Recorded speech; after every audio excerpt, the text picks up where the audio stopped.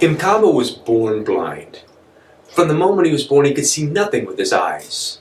So instead, as he was growing, he learned to see with his ears and with his nose and with his fingertips. And in those ways, he came to see things most of us will never see. His sister took care of him from the time he was small, until one day, he came as a surprise, and she said, "Mkabas, I'm going to be married." And Mkabas was quiet. She said, "What's wrong?" And he said, "Well, I am very glad for you. But now I worry, what will I do?" And she said, "Mkabas, don't be silly. You will come stay with me and my new husband." So it was that Mkabas moved in with his sister and his new brother-in-law.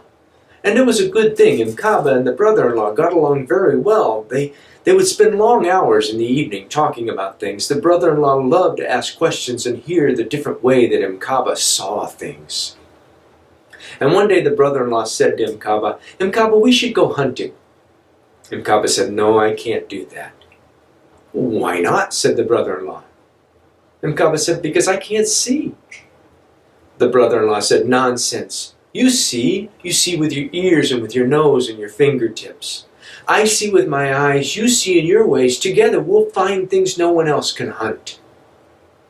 Well, that night, Mkabas could hardly sleep. He was so excited. And the next morning, very early, before the sun, he was gently shaking his brother-in-law awake.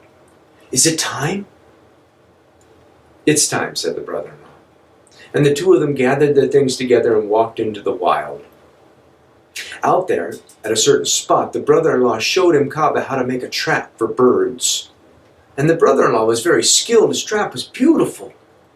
Mkabas' trap was adequate. Then the brother-in-law said, "All that's left is for us to go home, and tomorrow we come back and check the traps."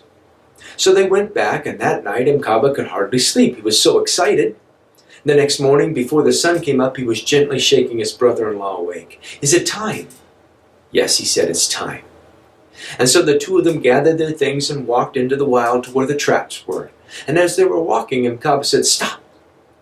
Do you hear that?" "What?" said the brother-in-law. "I hear birds in distress," said Mkabas. The brother-in-law said, "We've gotten something. Is there more than one?" "I think so," said Mkabas. And they walked quickly to where the traps were, and sure enough, each trap had been tripped, and inside each trap there was a bird. And the brother-in-law reached inside Mkabas' trap and pulled out the most beautiful, exquisite bird, many colors of feathers. That bird would fetch a great price in the marketplace. And then he reached inside his own trap, and the brother-in-law pulled out only a simple sparrow, worth nothing.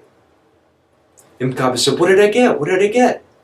And the brother-in-law looked at the two birds, and he handed Mkabas the sparrow.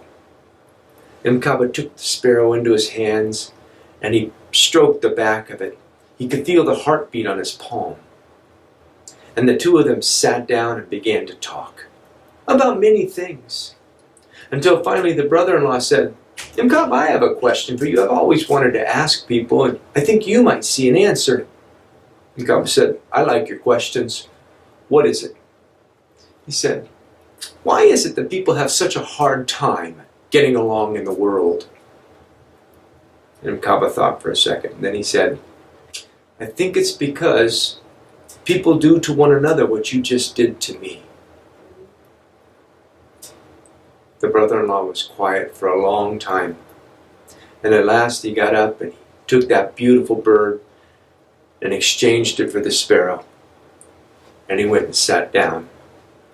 Mkabas stroked the back of that beautiful bird. You could feel its heartbeat in his palm. And finally the brother-in-law said, "Mkabas, when people are pulled apart, how will they ever come back together again?" Mkabas said, "That's a good question too. I think people come back together again when they do to one another what you just did to me."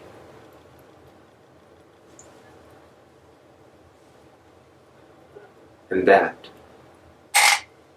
is my story.